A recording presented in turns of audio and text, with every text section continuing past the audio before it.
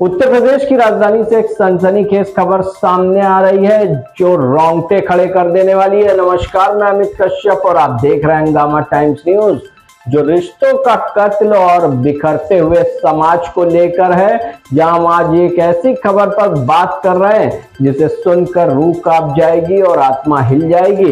एक पिता जिसने अपनी उंगली थामकर बेटे को चलना सिखाया, उसी बेटे ने उस हाथ को हमेशा के लिए खामोश कर दिया। उत्तर प्रदेश के लखनऊ में हुई यह लोमहर्षक घटना केवल एक अपराध नहीं बल्कि हमारे समाज के मानसिक पतन की पराकाष्ठा है। मामला दिल दहला देने वाला है। एक कलयुगी बेटे अक्षत सिंह ने अपने ही पिता मानवेंद्र सिंह की गोली मारकर हत्या कर दी। क्रूरता यही नहीं थमी, शव के टुकड़े टुकड़े किए गए, धड़ को ड्रम में छिपाया गया और बाकी अंगों को जंगल में फेंक दिया गया। जिस आंगन में किलकारियां गूंजती थी वहां आज खून के धब्बे और सन्नाटा है। पूर्व मंत्री राजेश यादव का विश्लेषण और अपील की है कि इस घटना ने पूरे शहर को सन्न कर दिया है। इसी मुद्दे पर पूर्व मंत्री राजेश यादव ने समाज से एक बड़ी अपील की है और इस जघन्य अपराध के पीछे की गहन वजह भी बताई है। वहीं पूर्व मंत्री राजेश यादव ने कुछ मुख्य बातों पर भी बड़ी बात कही है। नैतिकता मूल्यों का पतन बताया कि आज की पीढ़ी धैर्य खो रही है। हम बच्चों को सुविधाएं तो दे रहे हैं लेकिन संस्कार और रिश्तों की अहमियत समझाना भूल गए। नशा और मानसिक तनाव भी बड़ी वजह उन्होंने बताया है कि ऐसे अपराधों के पीछे अक्सर नशा और अचानक बढ़ता गुस्सा है। वहीं पर संवाद की कमी पर भी प्रकाश डाला है कि बाप और बेटे के बीच अब संवाद नहीं रह गया, विवाद होता है, परिवारों में बढ़ती दूरियां हैं।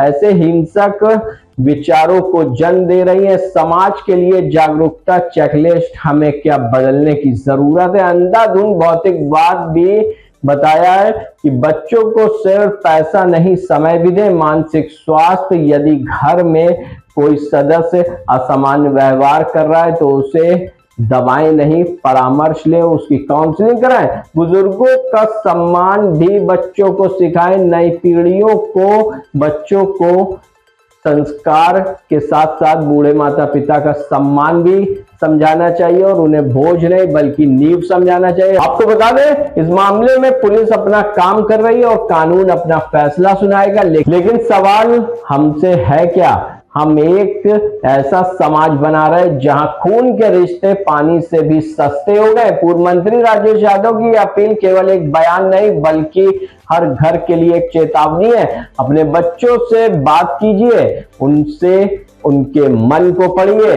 इससे पहले कि बहुत देर हो जाए। देखते रहिए हंगामा टाइम्स न्यूज चैनल, क्योंकि सच जानना आपका हक है और हंगामा टाइम्स न्यूज जाता है सच की तह तक। ये डालते गुप्ता चीफ सब एडिटर की एक रिपोर्ट पर नजर। नमस्कार, मैं एक तो आप देख रहे हैं हंगामा टाइम्स न्यूज। लखनऊ का सनसनीखेज मामला जहां पर एक बेटे ने अपने पिता का कत्ल कर दिया, उसके टुकड़ों को नीले ड्रम में भर के पुलिस को गुमराह करता रहा, परिवार को गुमराह करता हुआ, जिसने इस घटना ने, सनसनीखेज घटना ने रिश्तों को तार तार कर दिया है। अब बात जहां ये आती है कि नीले ड्रम की घटना ने पूरे देश को एक बार पहले भी चर्चित कर दिया था। इस घटना ने कि जहां एक पत्नी ने पति को टुकड़ों टुकड़ों में कट के इस नीले ड्रम में रख दिया था। अब लखनऊ ने भी एक ऐसी घटना सामने आई जहां एक बेटे ने अपने पिता की हत्या करने के बाद उसके टुकड़ों को नीले ड्रम में रख कर परिवार को गुमराह करता रहा और ये कहता रहा कि उसका पिता गुम हो गया है, किडनैप हो गया है। बहुत सारी कहानियां बनाई, लेकिन आखिरकार यूपी पुलिस ने सभी कहानी दरकिनार करके हकीकत को सामने ला दिया और ये साबित कर दिया कि जो बेटा अपने पिता के लिए ये दिखा रहा था कि वो दुखी है कि पिता मिल नहीं रहे, वही उनका असली कातिल निकला। लखनऊ की सनसनीखेज घटना है ये। लेकिन अब हम बात करते हैं सपा के वरिष्ठ नेता राजेश यादव जी से। उनसे जानते हैं, सर, इस घटना ने पूरे लखनऊ को झंझोड़ के रख दिया है। इस घटना को किस तरह देखते हैं? एक बेटा, इकलौता बेटा, एक पिता ने पूरी उम्र अपने बेटे की तरक्की उन्नति के लिए ही गुजार दी। अब उस बेटे ने अपने पिता को जो फल दिया है, किस तरह देखते हैं इस घटना को, सर? ये घटना को मैं निंदा करूं, बहुत छोटी सी बात है। ये ना निंदनीय है, ना कुकृत्य है, ये महापाप भी नहीं है। ये एक ऐसा उदाहरण है जिसने उस बच्चे को जन्म दिया, उस व्यक्ति को ही अंत करना, ये हिरण्यकश्यप से भी खतरनाक है। लोग भक्त प्रहलाद का नाम लेते हैं, मैं कहूँगा कि राक्षस के रूप में ऐसे बच्चे जन्म लेते हैं जो अपने हाथ से पिता की लाश को पहले मारते हैं, फिर लाश को काट काट कर फेंकते हैं। ऊपर से ईश्वर भी कांप गया होगा, साधु संत भी कांप गए होंगे, शासन प्रशासन के लोग भी कांप गए होंगे। ये कुकृत्य नहीं है, ये जघन्य अपराध भी नहीं है, ये हमारी दृष्टि से ऐसा अपराध है जो कभी कभी सदियों में एक बार होता है। जिस बेटे के लिए पिता ने बड़े अच्छे सपने देखे हों, आईएएस और आईपीएस बनाने के लिए जिसने बेटे का लालन पालन किया हो, उस बेटे ने ही उस पिता के टुकड़े टुकड़े कर दिए और करने के बाद में जगह जगह फेंक दिए और धड़ को एक टंकी के अंदर बंद करके छिपाने की कोशिश की। इस महापाप को भगवान न करे ये घटना कभी घटित हो। और मुझे बड़ा आश्चर्य है कि हमारे पत्रकार बंधुओं को की हिम्मत है कि ऐसे जघन्य अपराध को कवर करते हुए, उसको देखते हुए उनका दिल कितना मजबूत हुआ होगा। मैं इस घटना को इस धरती का सबसे जघन्य अपराध मानता हूँ। सर, इसके पीछे वजह क्या लगती है आपको? एक बेटा, अगर चलिए किसी और विषय में लड़ाई झगड़ा हो रहा हो, एक पिता की इच्छा थी कि उसका जो बेटा है, इकलौता बेटा, वो पढ़ लिख ले, कुछ अच्छी डिग्रियां कर ले, कुछ जगह सेट हो जाए, अपने आप को सेटल कर ले, ये चाहता था उसका पिता। लेकिन बेटे के अंदर इतनी क्रूरता कैसे आ गई, इतना गुस्सा कैसे आ गया कि 21 साल 20 साल के उस युवक ने अपने पिता की हत्या कर दी? तो इसका जिम्मेदार आप किसको ठहराते हैं? मैं समाज में जो गंदगी फैल रही है, जो तमाम प्रकार के विदेशी चैनल जो समाज में गंदगी परोस रहे हैं, इंग्लिश फिल्में और डरावने एपिसोड जो बता रहे हैं, जो सिखा रहे हैं बच्चों को, वो इसका प्रतिरूप है। उन्होंने बताया कि आवेश पे आकर आदमी कैसे राक्षस बन जाता है, कैसे जानवर बन जाता है। जानवर भी अपने बेटे को बहुत अच्छे ढंग से पालता और पोसता है। जानवर की माँ शेर से भी लड़ती है और अपने बेटे को बचाती है। ये हमको समाज ने सिखाया है, लेकिन इन्होंने पराकाष्ठा पार कर दिया है।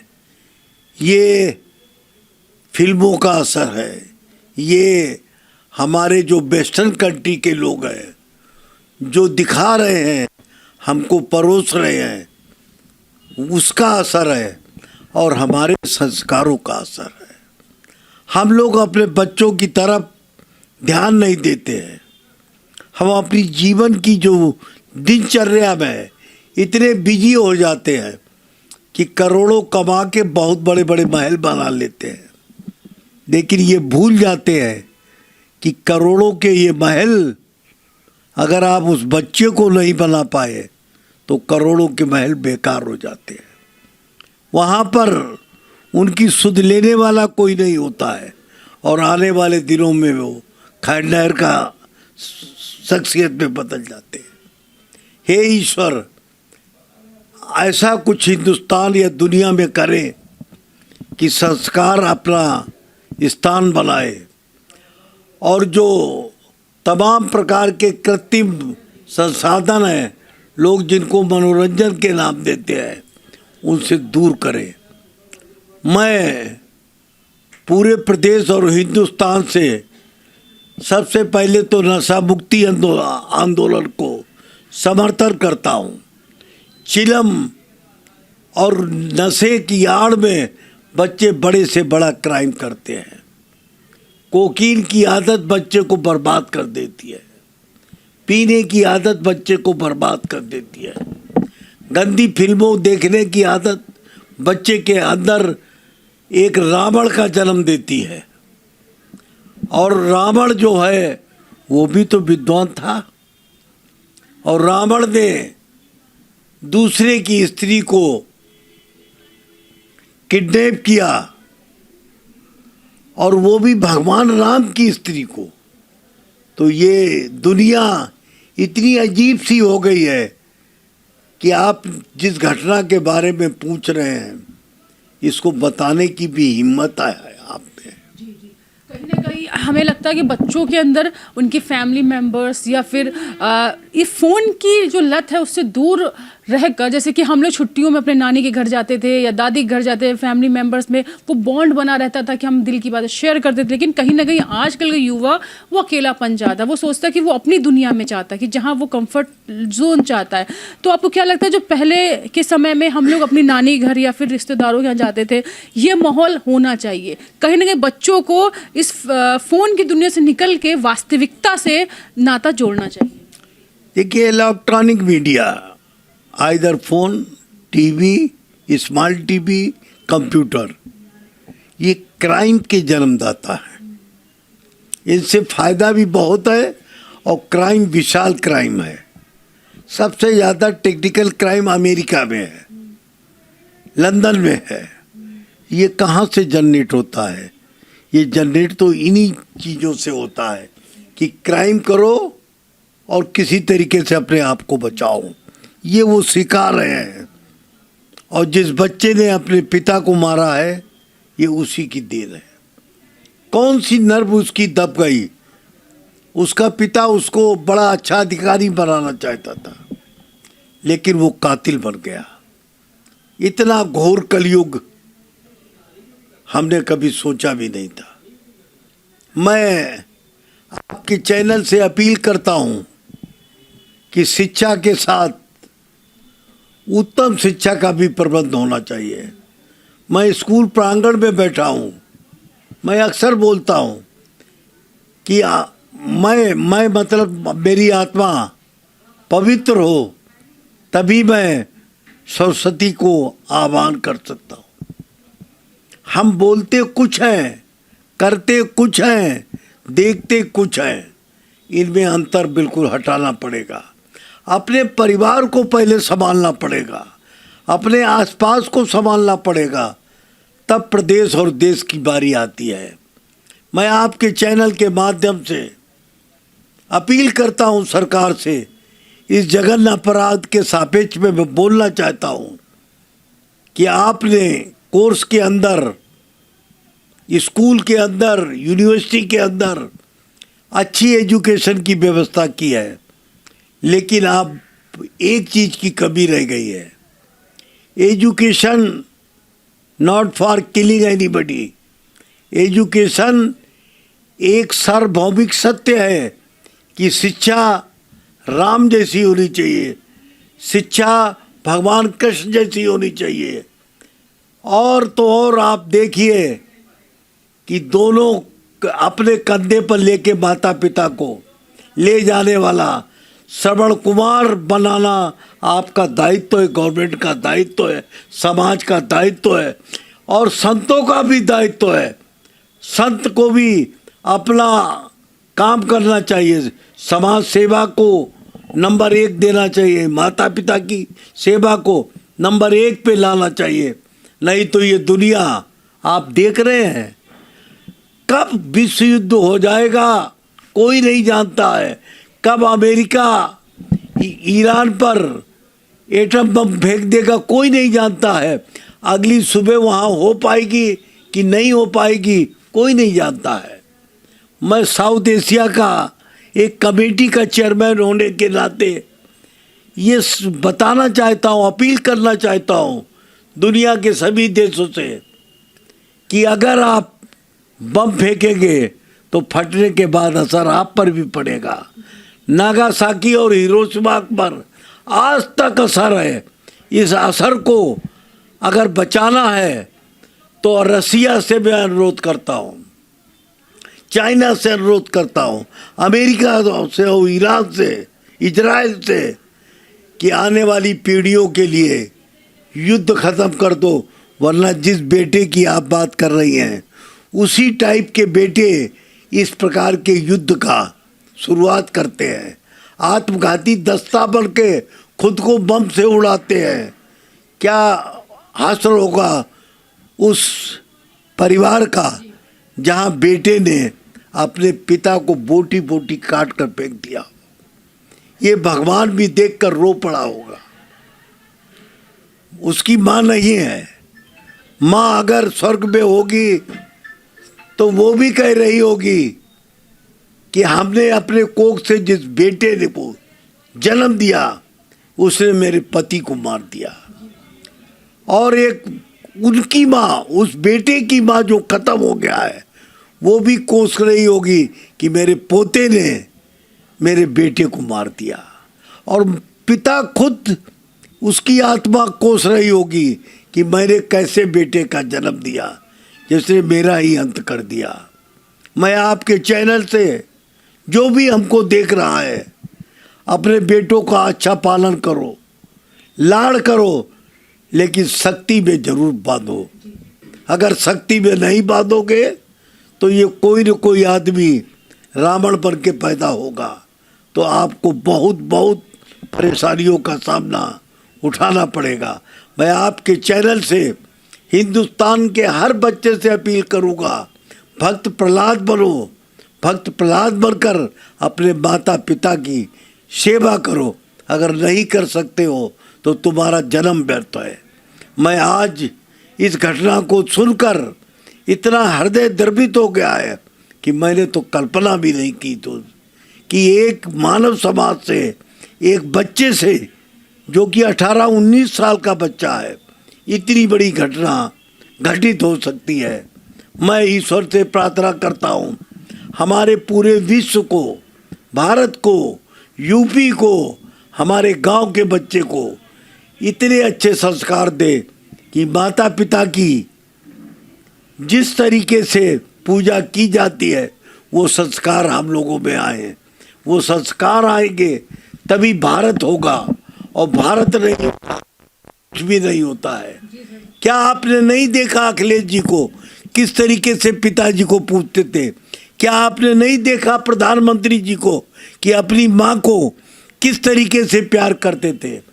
तमाम ऐसे उदाहरण हमारे पास है। भक्त श्रवण कुमार सहित तमाम ऐसे उदाहरण हैं जो माँ और पिता के लिए सब कुछ त्याग दिया। लेकिन मुझे नहीं पता था कि आधुनिक भारत में क्रूरता की सीमाएं पार करके ऐसा बालक पैदा होगा जो अपने पिता की बोटी बोटी काट रहा होगा। हे भगवान, इस भगवान भारत को, दुनिया को, एशिया को, पूरे लोग को आप ऐसा वरदान दो कि अच्छे अच्छे बच्चे पैदा हों, संस्कार वाले बच्चे पैदा हों। ये थे हमारे साथ राजेश यादव जी, सपा के वरिष्ठ नेता, जिन्होंने बताया कि ये जिस तरह से उसके बेटे ने जो कुकर्म किया है, ये कृत्य किया है, इसकी कोई कल्पना नहीं कर सकता। और बात जहां हमारे भारत की हो तो श्रवण कुमार जैसे पैदा हुए हैं, राम जैसे बच्चे पैदा हुए हैं, तो अब किस तरह से आप देख सकते हो कि रावण का भी कह सकते हो तो रावण भी अपने पिता के कहीं ना कहीं इज्जत सम्मान ही करता था। लेकिन ये जो बेटा है वो रावण से भी ऊपर निकला, जिसके पिता ने समाज के कई ऐसे कार्य किए जो सराहनीय हैं, समाज उनको पूछता है, लेकिन उसी घर में एक ऐसा बच्चा पैदा होता है जो अपने बेटे होने का फर्ज तो नहीं निभा पाया, लेकिन उसने वो कर दिखाया जिसकी कल्पना कोई नहीं कर सकता। लखनऊ का सनसनीखेज मामला, ये नीले ड्रम वाला, जहां एक बेटे ने अपने पिता का कत्ल कर दिया, ये रिश्तों को शर्मसार करने वाली घटना है। बने रहिए हंगामा टाइम्स साथ में। एकता आपसे इजाजत लेना चाहती हूँ। नमस्कार।